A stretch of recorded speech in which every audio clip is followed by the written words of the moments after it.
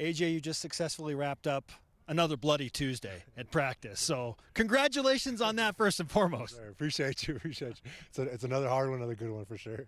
Yeah, I don't need much context, but how did it get the name Bloody Tuesday? Yeah, honestly, I can't even remember, but obviously the coaches just want to call it that because, we have to come out here and just, practice hard. We can't just coast through it and expect to go out on Saturdays and just turn it on, So we just come out here and practice as hard as we can, basically like a game almost, and, we just wanted to translate to Saturdays. Fair enough. And clearly on Tuesday, it is a full turn to now Kansas and week 4. But you had such an emotional win against Arkansas. And so sometimes it's tough to kind of put that one to bed because it was such an emotional high. How do you do that when you transition from that type of a win to Kansas? Yeah, I mean, obviously learn from the film. That's the first thing. We go over as a team, as a defensive unit, learn from the mistakes that we made, because I think we could have been a lot better even, with the win. But it was a great win, obviously on the road against a great opponent, and just use it as momentum to carry us into the next week. What was the number one takeaway, both positive and constructive criticism from the film against Arkansas? We'll start with the positive. Yeah, I guess the positives would be the effort and just the adversity. We had a ton of adversity going into the game just throughout the whole time, going down 14-0. I think the biggest thing is just the mentality, just, we're still in it, and, just because the score reflects, we're down, that, we can still come back, and, that's what the guys did, and that's the biggest thing, and just the effort throughout the whole game. It was a long game. I think we had quite a bit of snaps that game, but, the guys kept pushing and kept fighting, so. Okay, and how about the constructive criticism? What's the takeaway there? Yeah, I think just start fast, because coming out of half, and even obviously at the beginning of the game, we kind of started really slow, so just starting fast and being more assignment sound throughout the game. That fourth down stop at midfield, and again, humor me if you will. I know you're pushing forward to Kansas, but that fourth down stop, you're down 10 in the second half, you're involved in that play. It seemed to change the entire tenor of the sideline and put BYU back on the right track. From your perspective, what did that do on the sideline? I think it just gave us the momentum, like you said. Obviously, we needed something to spark the team. The offense was rolling, and, just to be able to get that in a critical situation of the game was huge for us. Would you take a fourth down stop like that or a turnover? Which do you like better? Either way. Either way, same result. So as long as it gives us momentum, I'll take either one for sure. There's no wrong answer there. Right. Yeah, there's no wrong answer, absolutely. Okay, now to Kansas. From the film that you have seen of Jalen Daniels and that Kansas offense, which is high-powered, what has your attention the most? I think they're just an overall really, really good group. Obviously, they're one of the better in the Big 12 as an offensive unit. Quarterback's really good. He can run, throw. I think, obviously up front, they're really good as well. The tight ends, they play with a lot of tight ends, and, they want to run the ball. So I think they just do an overall good job of just playing together and being sound. Is there anything that they do that's unique compared to the previous 3 opponents you've already faced? Yeah, I would say, at the top of my head, I can't think of it, but obviously the quarterback's really good. Obviously, we played against a really good quarterback last week, but this quarterback has a different skill set, just being able to be a lot more mobile, and just kind of the schemes that the offense that runs, kind of just wide zones, trying to isolate their best players against the defenders. So.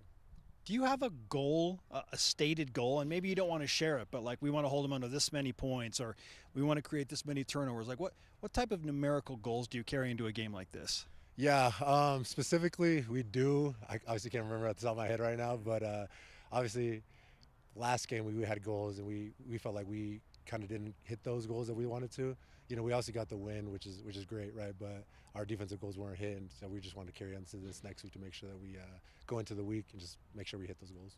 Much has been said, and rightfully so. It's Big 12 Conference. This is the Big 12 opener, the first ever BYU football game as an official member of the Big 12. Does that matter at all to you, or are you so in the season that it's just the next game? Yeah, I mean, kind of both. Obviously it's a huge deal because it is the first Big 12. It's conference play now. They all matter, but this one really matters at the end of the day because it's the first one. You want to gain momentum going into the season, into conference, but at the same time, the guys know that it's just the next game, and this is the next big game, right? Because last week, that was the same thing. It was the next game, which is the next big game. The biggest game of the season is always the next game. So that's kind of our mentality going into this week, and we know what's at stake, and we're out here practicing for it for sure. What's the best part of playing on the road in front of a hostile crowd? Honestly, just kind of just quieting the crowd down a little bit. Obviously, it was a great atmosphere. Our Arkansas is a really, really, tons of fans there. They were really loud, but kind of towards the end of the game, you could get to silence them. But not only that, BYU travels really, really well. That was kind of the craziest thing I've ever seen. I've never seen that before, but from an away team. So just to have that many fans there, and they were cheering loud. I thought for a second we were at home for a second. Yeah, what was that like for you to celebrate with them after the game? That was awesome. Like I said, I could not believe how many fans there. You go, obviously at Utah State, like we travel away, it wasn't quite as many fans on the road, right? Obviously kind of more families and stuff, but there was a ton of fans there, and just to be able to celebrate with them towards the end, and like I said, it was almost like we were at less for a second. Well, here's the more quiet moments from the Kansas crowd.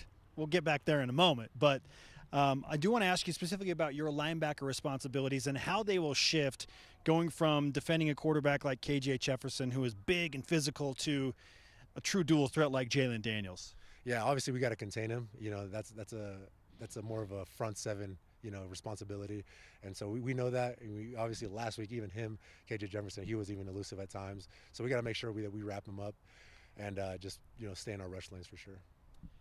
Kansas is going to throw multiple fronts, but the BYU defense also is very multiple. So I'm very intrigued to watch the differing deceptions that both sides are going to use.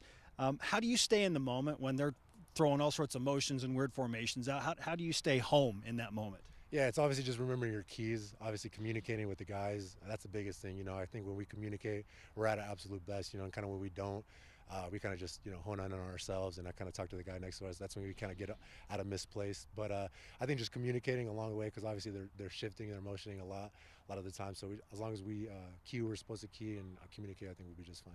We'll finish with this. In the linebacker room, there's some big personalities. So who is the loudest or biggest trash talker in the linebacker room right now?